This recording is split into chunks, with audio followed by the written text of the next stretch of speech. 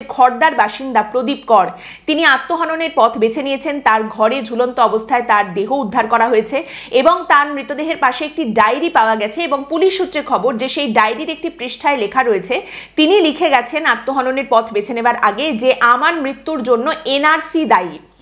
এবার বিষয়টা হচ্ছে একজন ব্যক্তি এইভাবে নিজেকে শেষ করে দিয়েছেন, 57 বছর বয়স ছিল তার, তিনি এইভাবে আত্মহননের পথ বেছে নিয়েছেন, মৃত্যুর কোলে ঢলে পড়েছেন। এটা অত্যন্ত কঠিন, কঠোর, বাস্তব, অত্যন্ত দুঃখজনক বিষয়। কিন্তু এখানে যুক্তিটা কি? প্রথম যুক্তি হচ্ছে এনআরসি পশ্চিমবঙ্গে হচ্ছে না। পশ্চিমবঙ্গে যেটা হচ্ছে সেটা SIR।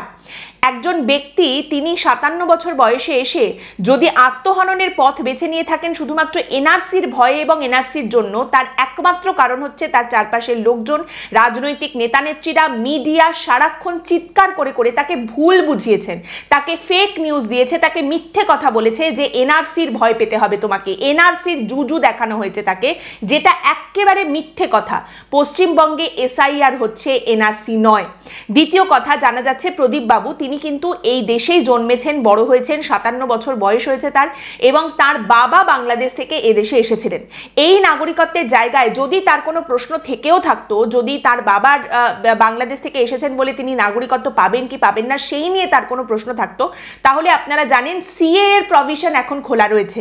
CA এর মাধ্যমে কিন্তু সেই নাগরিকত্ব পাওয়ার রাস্তা খুলে গেছে, যেটা সম্পর্কেও কিন্তু অনেককেই অবগত করা হচ্ছে। এখন কথাটা হচ্ছে যে এই প্রশ্ন আসারই কথা নয়, তার কারণ আবারও বলি, এনআরসি হচ্ছে না। এনআরসি হচ্ছে, এনআরসির জুজু দ্বারা দেখাচ্ছেন, এনআরসি নিয়ে যারা কথা বলছেন তারা মিথ্যে কথা বলছেন। এর মধ্যে রাজনৈতিক দলের নেতানেত্রীরা রয়েছে, একাংশ মিডিয়া রয়েছে, তারা এই চিৎকার চেঁচামেচিটা ক্রমাগত করে যাচ্ছে। এইবার 57 বছর বয়সে এসে একজন ব্যক্তি আত্মহননের পথ এইভাবে বেছে নেবার আগে যদি কাউকে তিনি প্রশ্ন করতে নিয়ে যে কোনো শুভবুদ্ধি সম্পন্ন মানুষের দায়িত্ব ছিল তাকে গোটা বিষয়টা বুঝিয়ে বলা, তার এই যে ভয়ের জায়গা তার নিরসন করা।